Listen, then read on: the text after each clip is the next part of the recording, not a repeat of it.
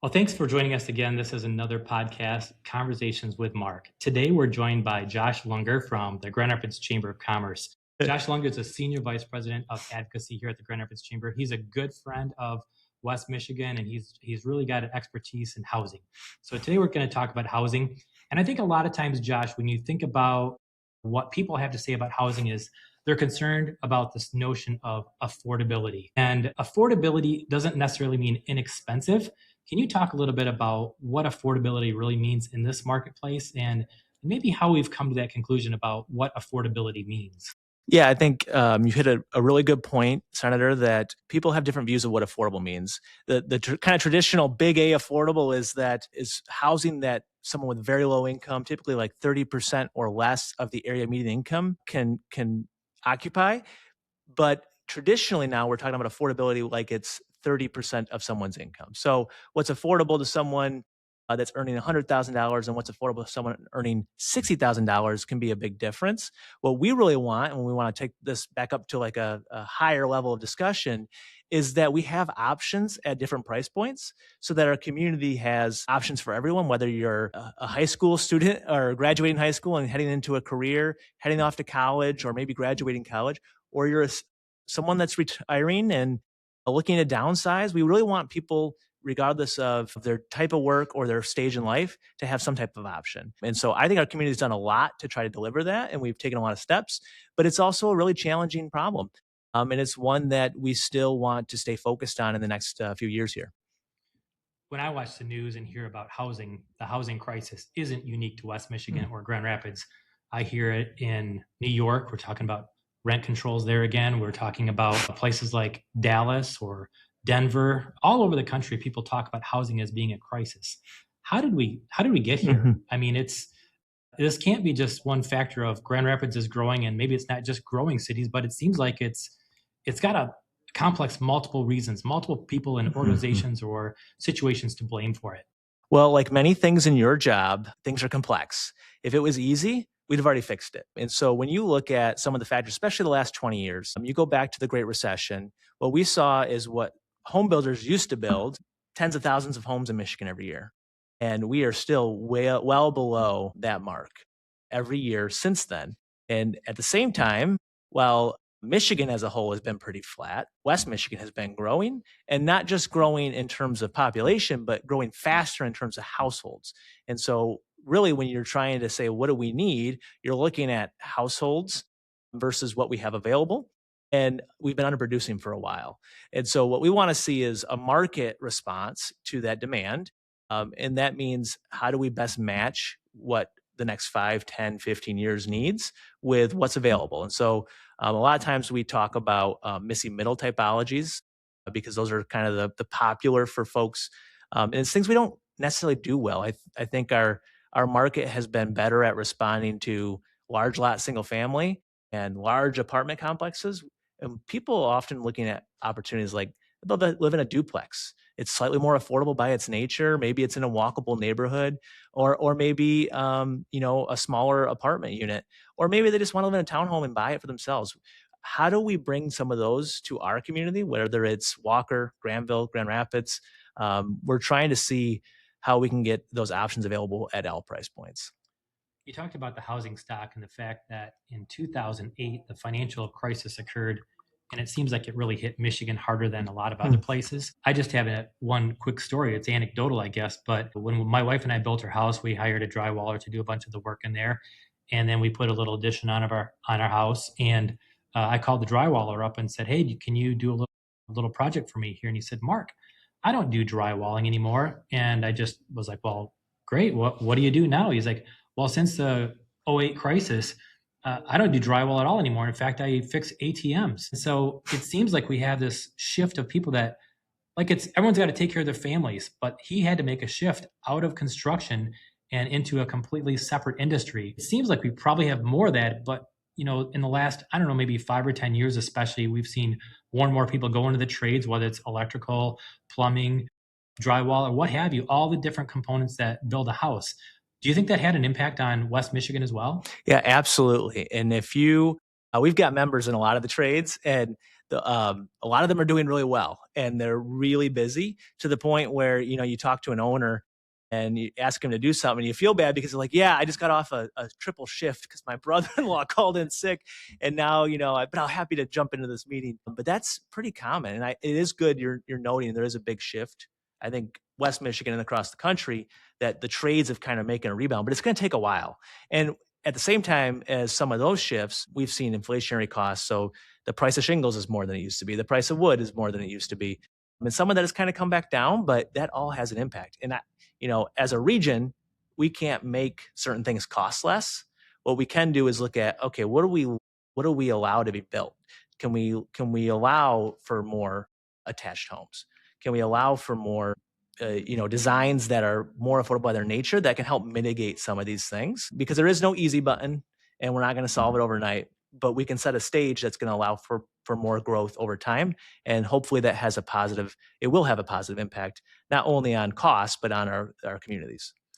I think it's also interesting when you look at the houses that were built in the 50s and the 60s in our community. If you think about how Granville was built out, or maybe Jennison, or even through the 80s, what happened in Kentwood, we're really not building too many neighborhoods like that. It seems like things have changed. And I don't know, is it a cultural shift from what people want because we're seeing greater density? We're seeing even houses on the west side, for instance, areas that were, kind of sleepy and quiet, but a house is demolished, and somebody, instead of putting one house there, they're putting a 3 or a 4-story building in there. Is it affordability? Is it what people want? Or is it really both? Yeah, I think it is both. One of the areas we've been really focusing with some of our partners in town is looking at, like what you're saying, those corridors where you've got thriving neighborhoods off of them, and you might have some lots that you're like, "Well, why isn't someone doing something here?" And we're trying to figure out how do we get projects in those areas to make financial sense so that someone will do something there.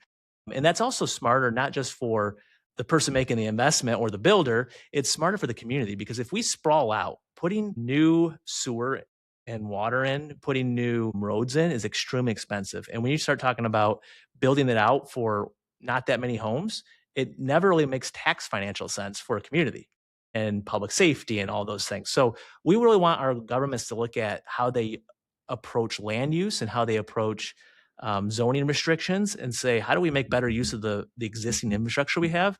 Because not only is it smarter, but it's also in higher demand. One of the things that I think really was an aha moment for me is when we talk about shrinking household sizes and the type of homes that people are using for. You mentioned kind of those urban neighborhoods. I live in Fulton Heights. It's a great urban neighborhood. I got in before things got really expensive, fortunately for me.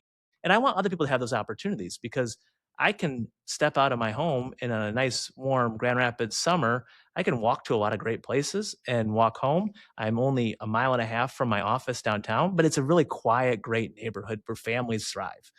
We want to see more of those places, and every community is going to have to figure out what's best for them. But we want to make sure that we're thinking forward, because the easiest thing to do is to keep doing what we've been doing. And unfortunately, that hasn't produced the best outcome yet. And so I'm really thankful, though. I think a lot of our communities, Kentwood, Walker, have looked at certain things. Grand Rapids has done a lot of zoning land use changes over the years, and is seeing the benefits of that. And I know, like Gaines Township, Sparta, a lot of places are saying, okay, what can we do? What does best look like for us? And so we want to be a resource there. We want to talk about the issues so that folks know that it's time to really jump on it.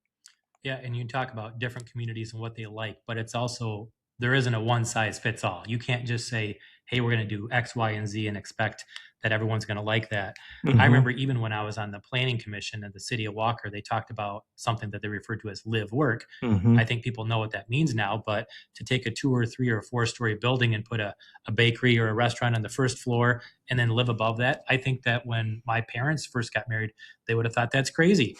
But, people today, they expect and hope that it's local, that it's walkable, that they can get a great cup of coffee, or they can meet for a donut, or get some food from the bakery. I think there's this resurgence of people that want those walkable, and even you start to see little food markets, whether it's Aldi or Meyer, that's walkable from the neighborhoods.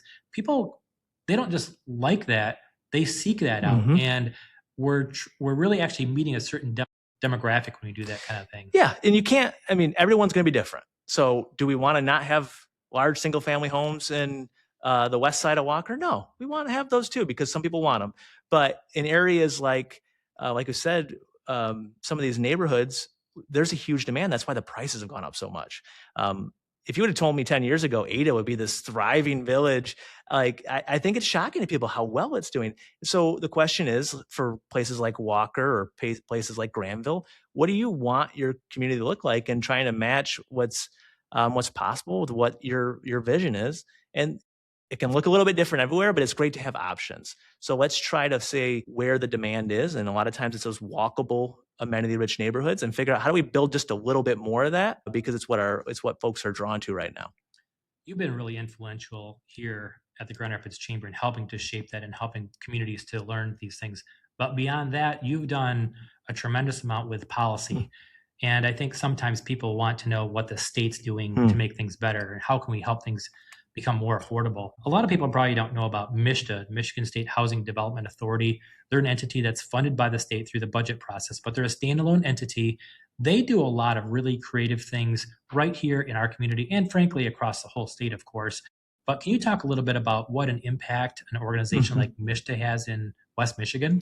Yeah, I found them to be a great partner, and they've really been leaning into being more of a collaborator with regions and with stakeholders and organizations in those regions, especially through these regional housing partnerships they've supported. There's a statewide housing partnership board that I've been fortunate to serve on. But they do everything from administer housing vouchers, where individual that's low income can get into a market unit, or they can invest in projects. They've invested in some of the work we've been working on, like homelessness response. They've also invested in projects like what ICCF did with the Seymour School and taking this dilapidated building that had been closed for, I think, 2 decades and turning it into kind of entry level condos for families to purchase in a thriving neighborhood. Yeah, Uh, entry level, but beautiful. They Beautiful. did an They amazing job. every time when I first got out of the car and looked at the back area where they have this courtyard, I remember telling the team that I'm like, this is transformational. Like it's a couple dozen units, I believe. So it doesn't seem like it's moving the world, but man, what an impact that will have on those families that get the opportunity to live there. And I think sometimes you just got to look at it like a project at a time. Yeah. And how do we continue to find ways to get things done? Because it's hard to build. You've talked to lots of builders, I'm sure, Yeah. right? A lot of them look like they hang their head and like, man, it's hard work. out here. There's a lot of pressures, but they keep showing up and they keep trying to do it. And I think the communities are more aware of the challenges and the reasons behind the whys behind this. And so I'm optimistic the next 5 years, Grand Rapids, Kent County, we're going to continue to do great things. An interesting story. I had a conversation with a leader of a church that's a statewide organization. And she was telling me that they were probably going to have some excess capacity. Churches were Mm. closing across the area. And she said, we just don't know what to do, but we want to do the right thing with the property we have. And I said, well, let me connect you to the folks from Mishta and see what we can do. And it was one of the easiest calls, but most influential things that I could have done, I think, because it was a simple connection. And she came back and said, we know that we can use this property that's excess to us and use it for housing stock that could be available for market rate Mm. housing across the entire state of Michigan. So I guess what I have to say about housing right now is that there is something for everybody, but it's also kind of hard for everybody too at the same time. Yeah. It's hard to say, but there's There's a also reason we're talking about it right now. yeah, Yeah. it's probably the number one issue I talk about with people because it's challenging without question. Yeah, but it's a win-win. I think if we can create options at all price points, if we can invest in what communities want to see, not only does it support just at the housing level, but think about how it brings the ability for folks to have a really high quality of life. And that's really what we're about. Whether you're a business association, a city, we're really just about wanting to have the best here. We want to be selfish for our region is like Take care of our people. yeah, we want to have Yeah. a thriving place. We want to be the best in the country. And I think we've taken a lot of steps, but there's a lot of work ahead. Well, thanks, Josh, for hosting us today. And thank you for your knowledge on housing and for making a difference in our community and actually our whole state. So All right. thank you so much. Thank you, Senator.